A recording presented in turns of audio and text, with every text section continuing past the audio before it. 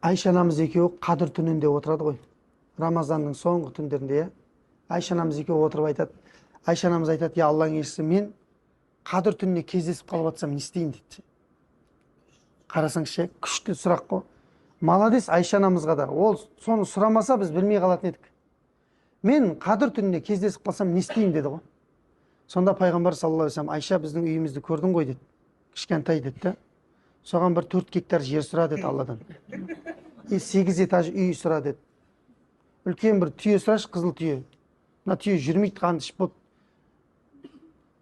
Дизельмен жүреді мына түйе, бар ғой. Немен жүрмейді деп айтпаған ғой пайғамбарымыз, көрдіңіздер ма?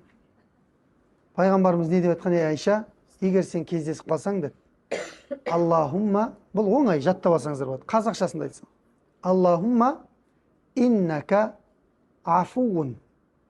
Я Алла, сен кешірімдісің. Тухиббул афуа, кешіргенді жақсы көресің. Фағфу анни, мені кешірші дейді. Күшті дұға ма? Я Алла, сен кешірімдісің. Біріншісі, кешіргенді жақсы көресің, мені кешірші дейді. Қазақша айтсаңыздар да болады. Я Алла, сен кешірімдісің, кешіргенді жақсы көресің, мені кешірші. Неде болу керек? WhatsApp'та да болу керек. Ол не дұға? Бар ма? Болу керек. Қараңыздар. Демек, ең ұлы түн, қадір түнінен асқан бір түн бар ма жер бетінде? Қадір түнінен асқан, қадірлі Құдайдың құзырында бір түн бар ма? Айтыңыздаршы.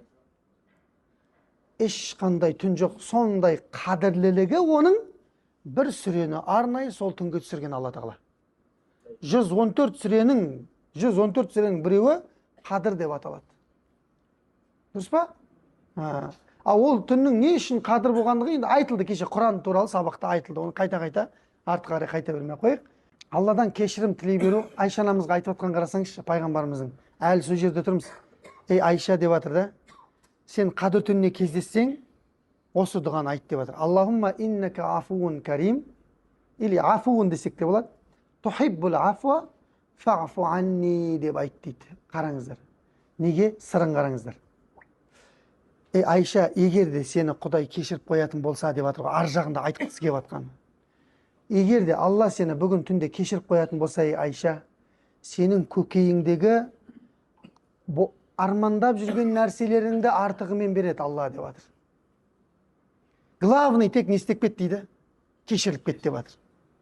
Көрдіңіздер ма? Ең ұлы түні пайғамбардың өз әйеліне, яғни бүкіл үмметке үйретіп атқан дұғасы бұл не істеу екен? Кешірім тілеу екен. Дастархан жайып қойып отыру емес екен қадір түні. Қыдырата келеді деп. Сытырласа бірдеңе қыдырата келеді. Ол жын болуы мүмкін мысалға. Сондықтан қыдыратаны күтпейді, адам өзінің несін істейді?